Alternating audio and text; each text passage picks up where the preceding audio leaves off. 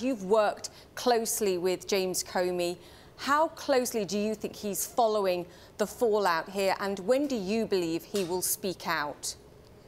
There's no question he's paying attention to it, or others that are close to him are paying attention to it. You know, it involves him. He is a central figure in this. I would like to add, too, that, you know, we're talking about an individual of the highest integrity, of impeccable moral character.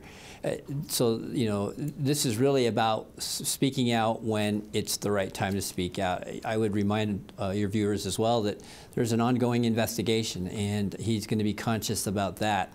But I do think that soon enough there will be you know, appearances either before Congress or in another venue, and I think it will be before Congress, where he is asked these questions and he will respond to them as he knows how to do best.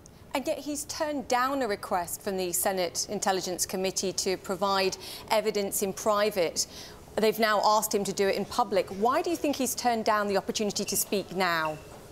Well, I think that, you know, doing it publicly, there's an opportunity to put out this piece of the information and do it in an official venue or forum, you know, in conjunction with the investigations that are being run out of Capitol Hill. At the same time, he wants to be careful about anything that he might say that could have an impact one way or the other on the ongoing investigation. So it's a little bit of a tightrope there, but at the same time, it's about getting the truth out. And I think that, especially if it's true, and I have no reason to disbelieve it, if this memo is out there, if there are other memos that are out there, they need to see the public light, but they need to see it in the proper forums and venues.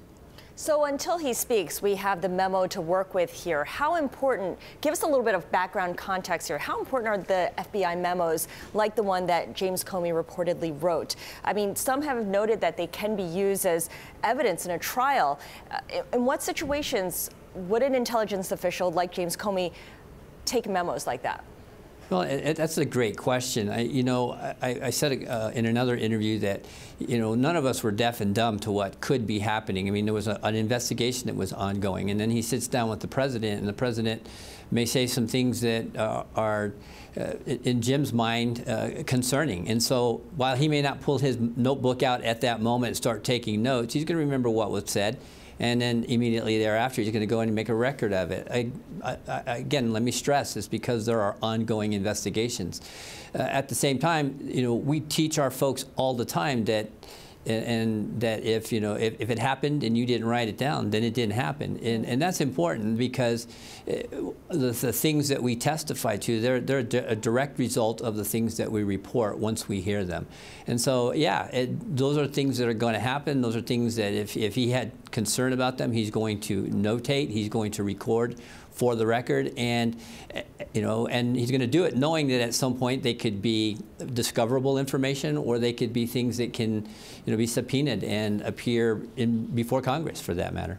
Frank, you wrote an op-ed and you asked the question, what is the difference between a request and an order when the President of the United States is the one doing the asking? And I'll ask you an additional question to that. Is it the FBI Director's job to know the difference here when it's an offhand comment, let the guy go, versus a threat?